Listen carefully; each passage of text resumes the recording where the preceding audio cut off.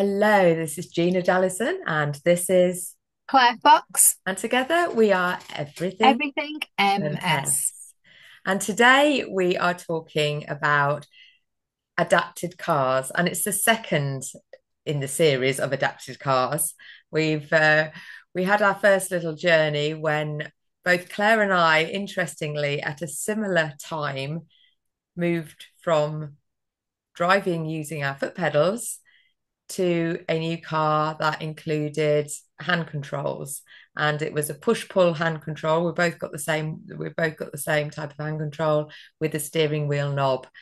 And we talked about how challenging it was to learn to drive again in that time. And I think when we actually recorded that video, I was still I was going to say finding my feet, but Yeah. finding my hands, finding my hands and arms.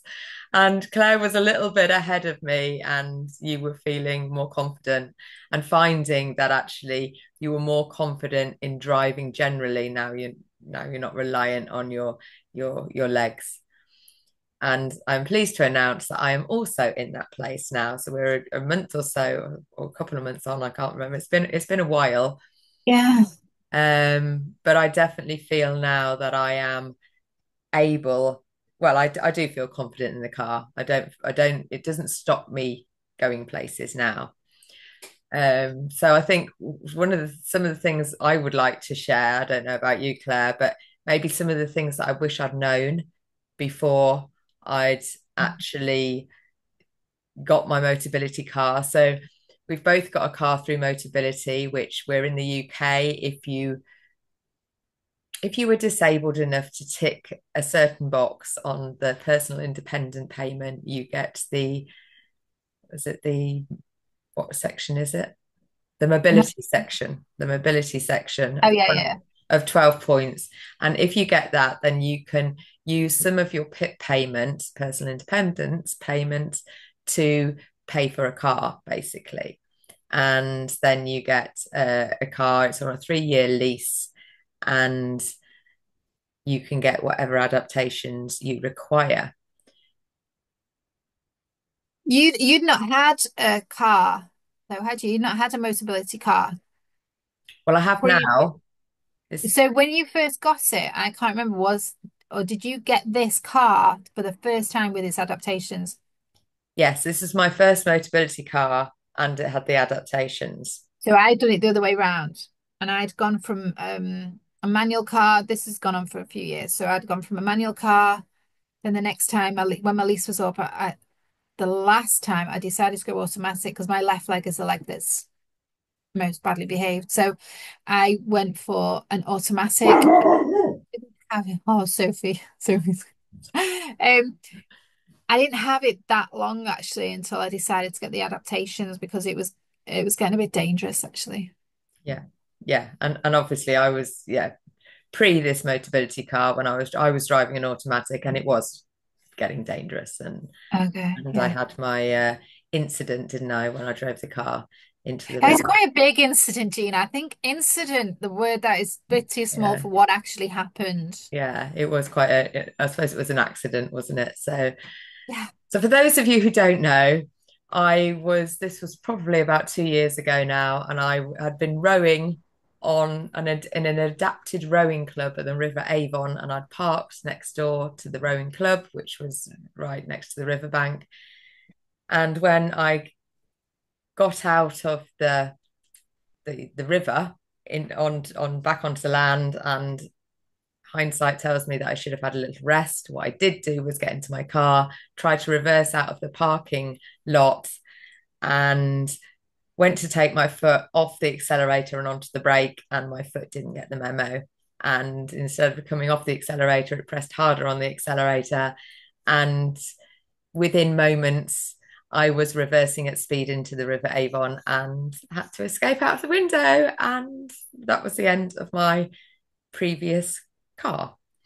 So I've been without a car for about 18, 20 months while I went through the battle of proving how disabled I was in order to get the payment, in order to then then get the car, and then I was procrastinating on getting the car. Yeah, there was definitely a little bit of nervousness about getting back on the road again. And but then I did. But what I didn't anticipate was how difficult it would be to learn how to drive using hand controls. And it was really difficult. Do you know what? I'm reluctant to say it's difficult because I don't want to put anybody off, but it was. Yeah. It was Yeah, difficult. but it wasn't impossible. So No, and here we are. yeah, absolutely. It was, I mean, I'm not going to lie, it was difficult, but within a month, probably 6 weeks, I was, you go through when you learn something new, you go through that learning cycle. You go from being, what is it, unconsciously incompetent. You don't know what you don't know. Oh yeah, this will be easy, this will be fine. And then you move from unconsciously incompetent to consciously incompetent when you realize, oh my God, this is actually hard. And so anybody that's ever tried to learn anything will have gone through this process, whether it's learning a new language, whether it's learning to write, whether it's learning to, Good job. yeah, and learning to drive originally. It's a really good analogy. When you first learn to drive, you would have got in the car and it's really confusing.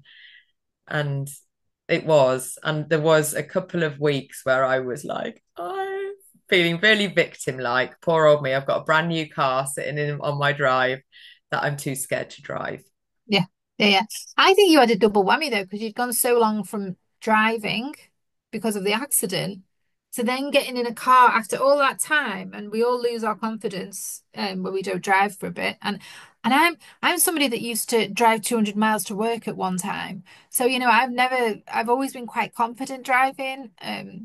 But you can lose your confidence, which you will have done.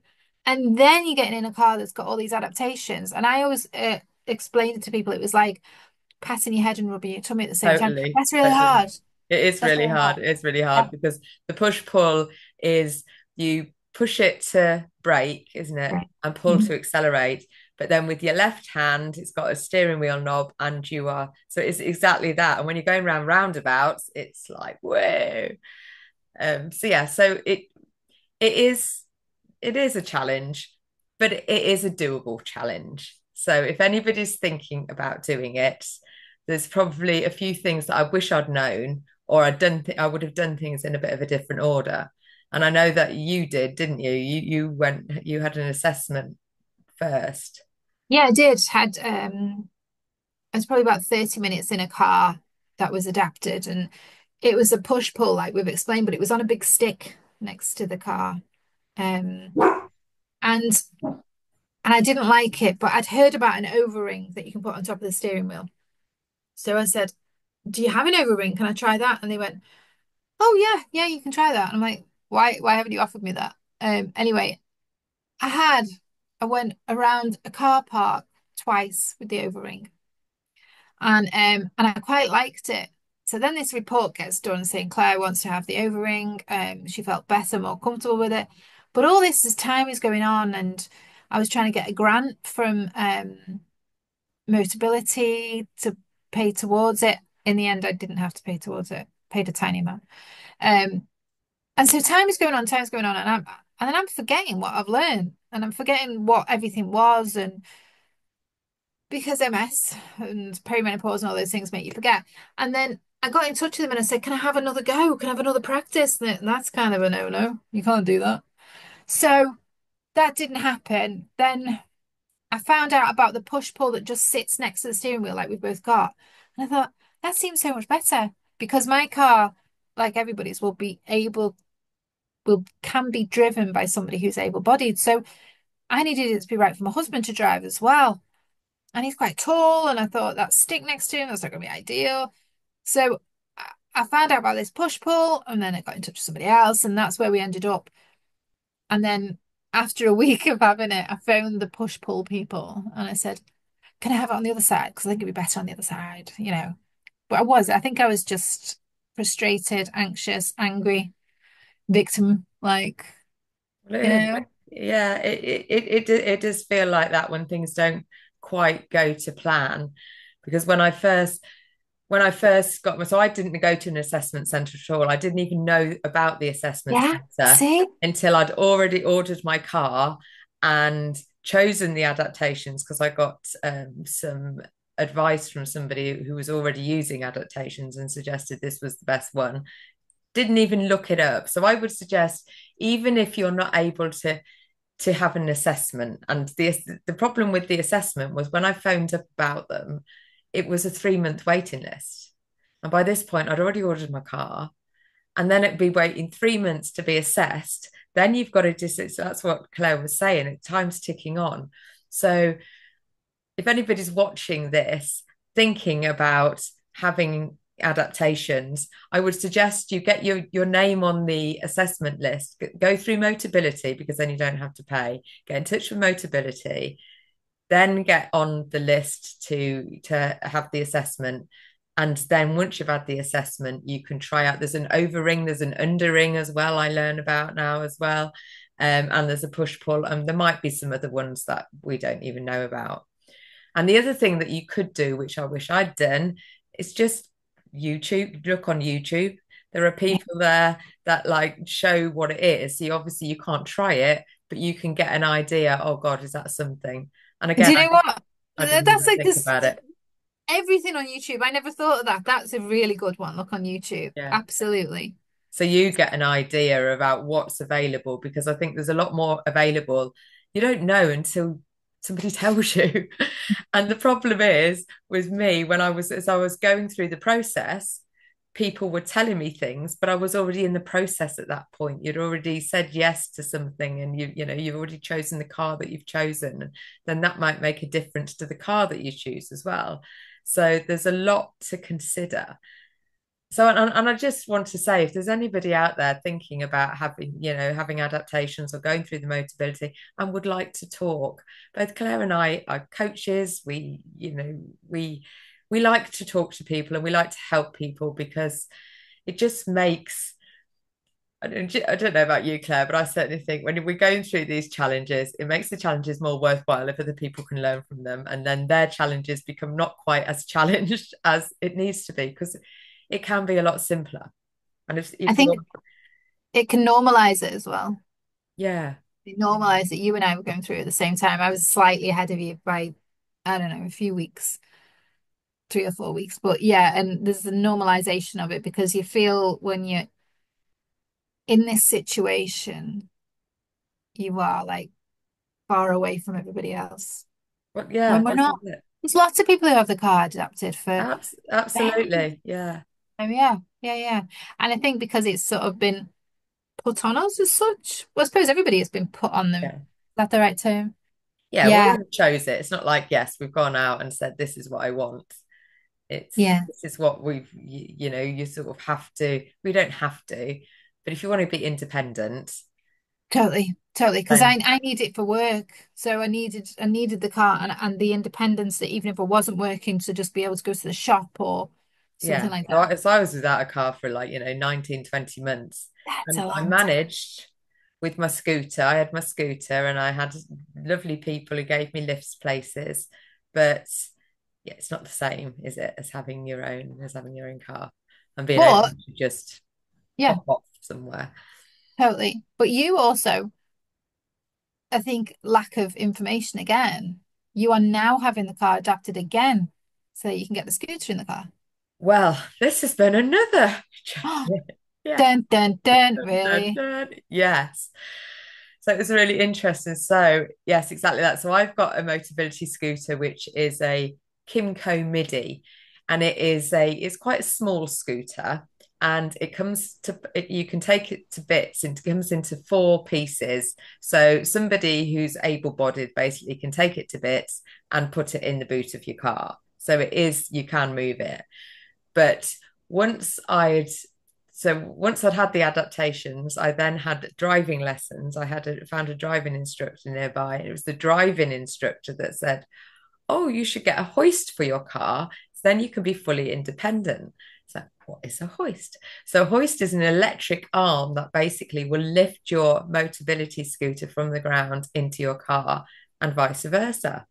So I thought, yes, this would be amazing. So I actually applied for a Motability grant. So even though they prefer you to have your adaptations at the beginning of your lease, you can you can make an adaptation part the way through. And I was able to get the grant because I'm low income.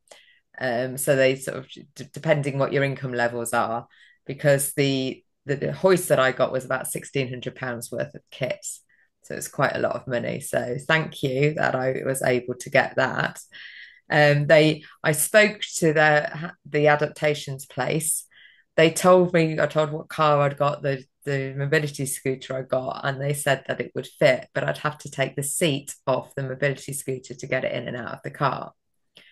And I was like, I can do that. I didn't actually try to do it. Okay. Don't tell anyone. No. So it went off they came to collect my car. It came back with the hoist and some couple of very nice lads showed me how to use the hoist. And it wasn't what I was expecting. No.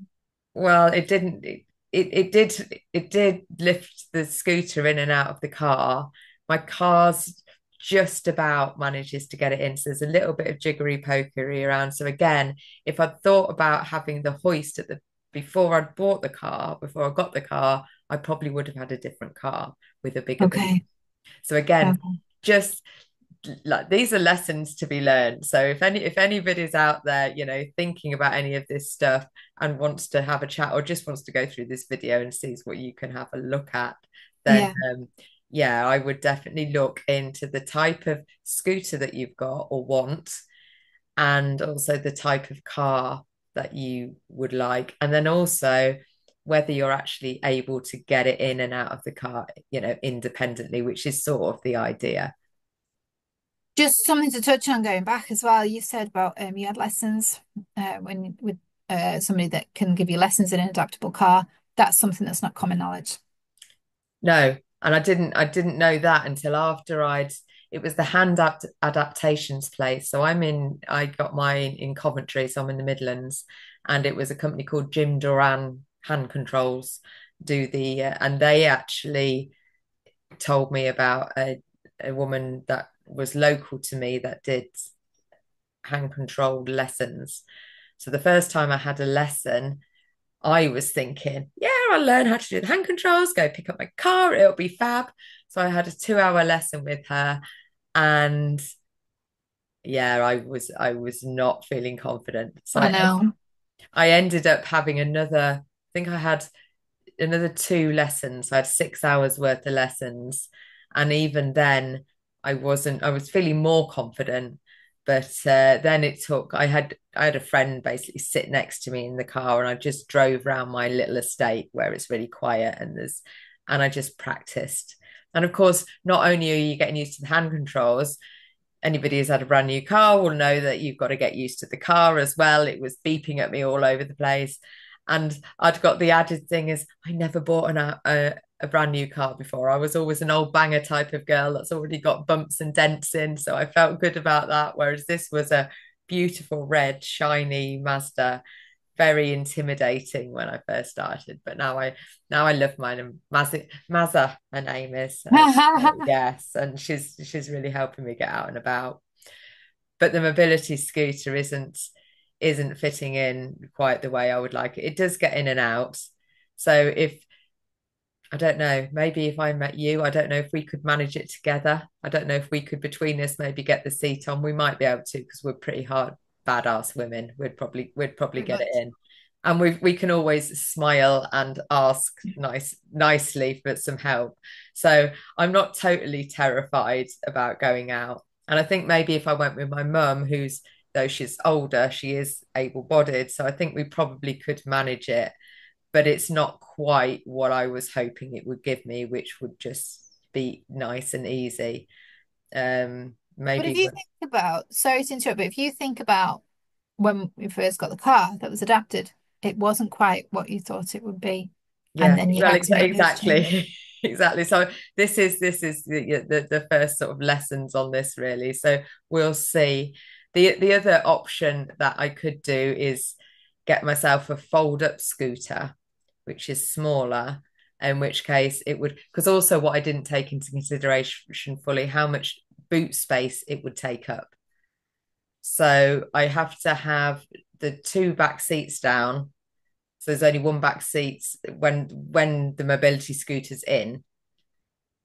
So I can, I can put the back seats back up again when when the hoist is there, but the mobility scooter isn't. But if I want the mobility scooter with the hoist, it's yeah, it takes a lot more space because instead of it going sort of, imagine this tissue box is my scooter. So put it in the boot. I, used to put it in that way, but now it actually comes in and it swings around and Ah, goes in that way. okay. Yeah. So, but because I'm going on holiday at the end of the week and I want more space and I'm going with somebody who's able to lift it all out, we've managed to work it out that even with the hoist, I can still get the mobility scooter sort of that way. It's a bit like a giant jigsaw.